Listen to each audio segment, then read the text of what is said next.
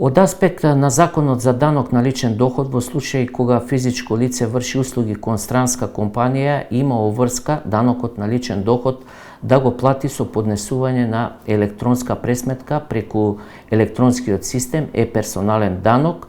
најдоцна до 10 во месецот за остварениот доход во претходниот месец. Значи, кон електронската пресметка за остварениот доход, физичкото лице задолжително прикачува докази за видот на остварениот доход и може да се прикачат и други незадолжителни докази.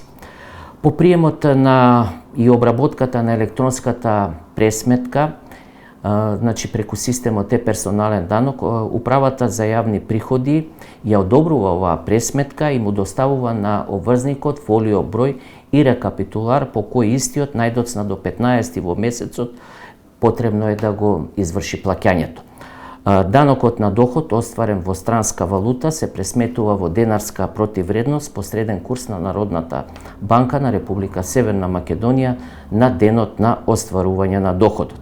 Даночниот обврзник, физичкото лице, значи може и до Управата за јавни приходи да поднесе барање за издавање на потврда за даночен резидент, која ќе му послужи пред странската компанија за ослободување од плаќање на данок со докажување на статус на даночен резидент во Република Северна Македонија.